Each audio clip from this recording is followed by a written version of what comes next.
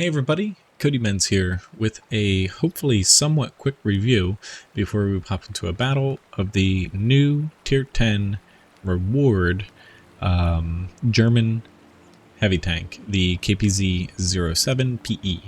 Now this tank is going to be part of the assembly shop here, and it's going to come with a special style not shown here, basically here very soon.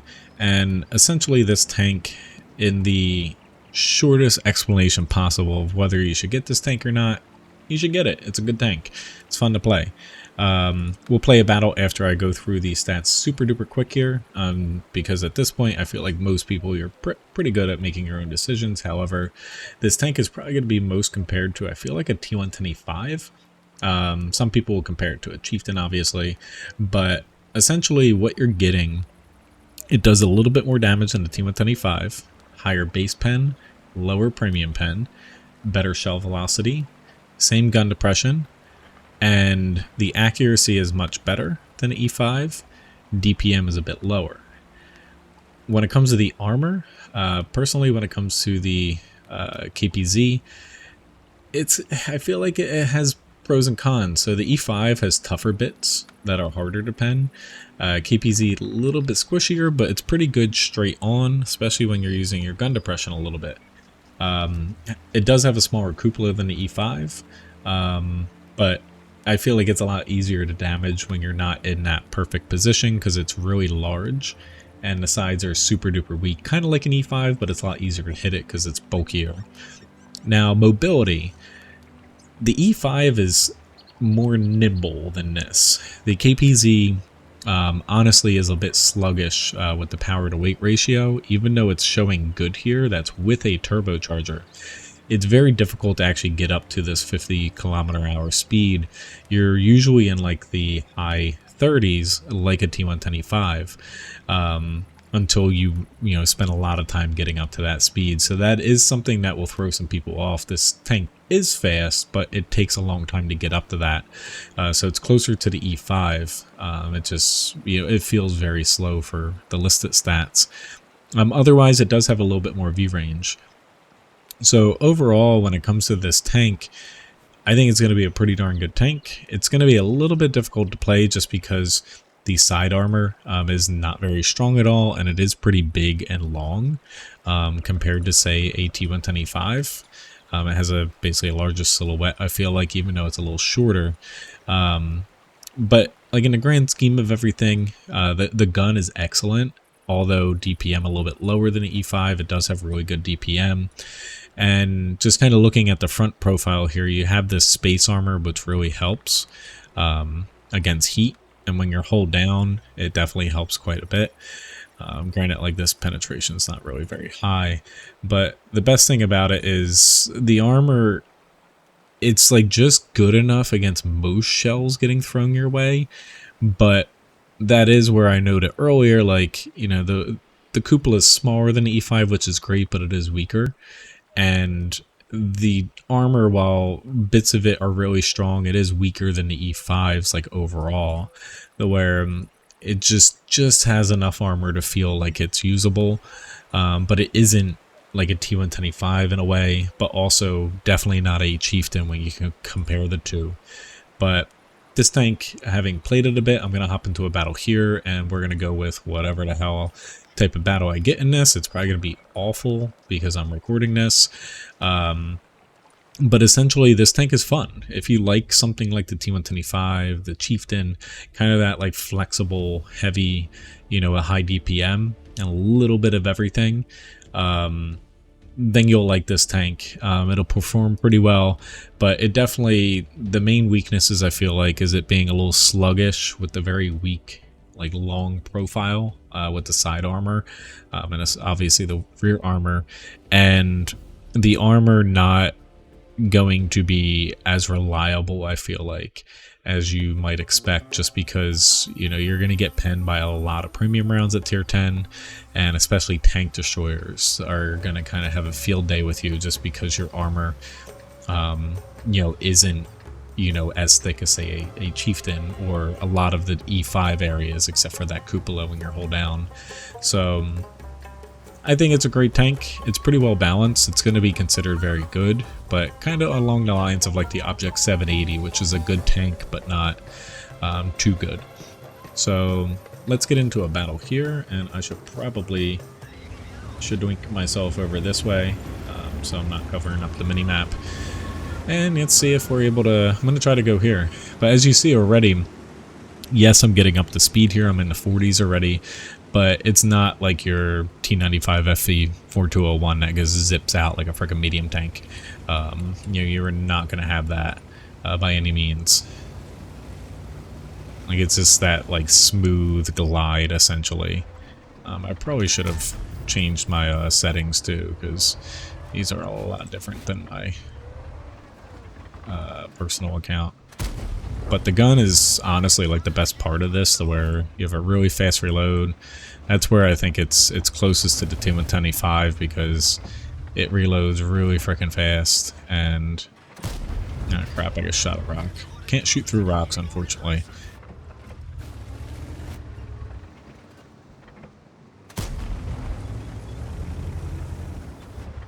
I'm gonna get shot from the right here.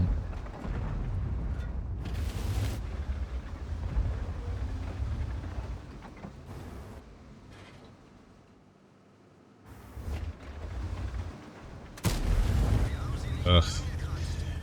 Now, one thing to note is the premium pen is not as good. I think it's at 310? 320, excuse me. So a little bit lower than the E5, but, you know, that is a noticeable amount. Which I'm going to switch up things here, because this is not working.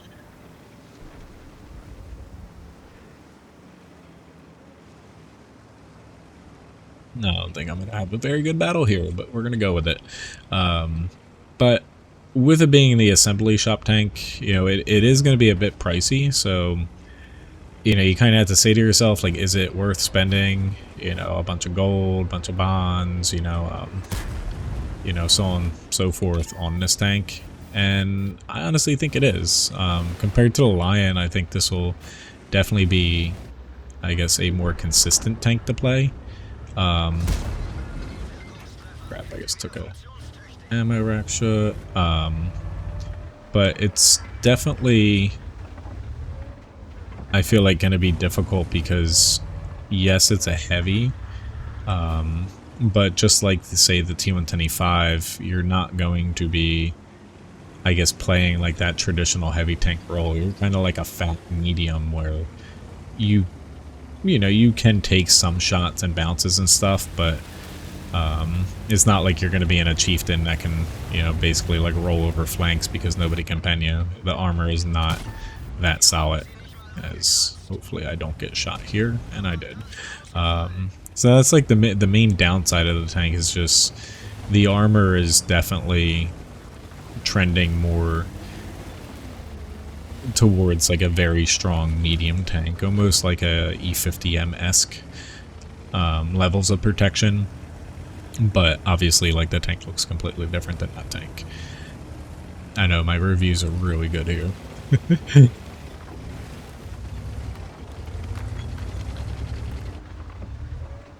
Now, the 8 degrees of gun depression, just like the T10E5, is definitely annoying, because you're not going to be able to use a lot of hold down spots like you typically would be able to in, say, a chieftain.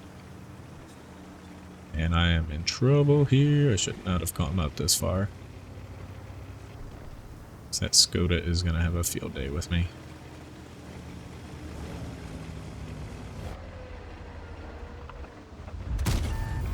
I missed. That was a bad shot with a heat round. Yep, got pinned, but that's where he pinned me in that cupola. It's, you know, it's in the mid hundreds for your effective armor, so anything that connects, you're basically, you know, toast. And this guy's definitely going to kill me because he has me flanked because I'm stunned.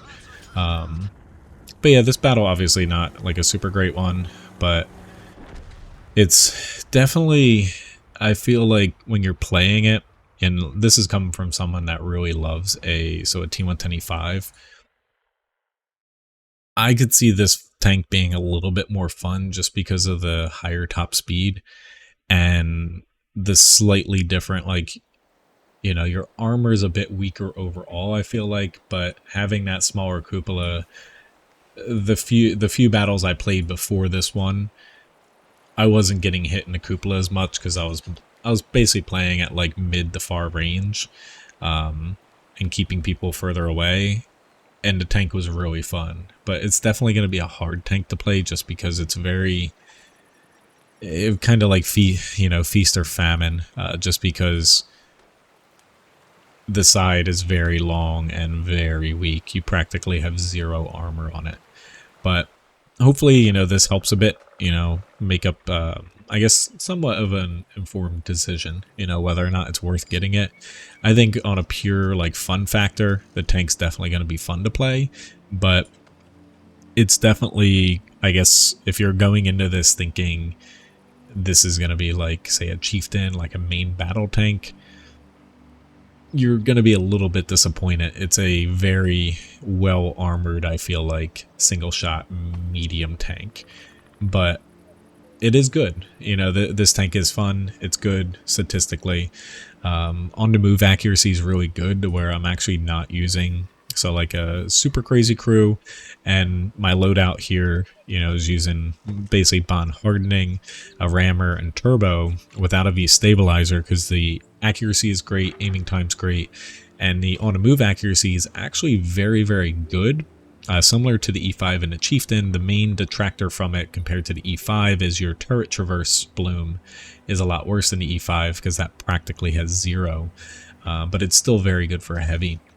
But in any event, though, thanks for watching this little mini review I did, and hope it helps you, decide whether or not you're going to plop down, like a million free XP or crap tons of gold, bonds, blueprints, everything, or if you're trying to get one of the special styles for the, KPZ here. Thanks, have a good one, and see you next time in whenever my next review will be. Have a good one.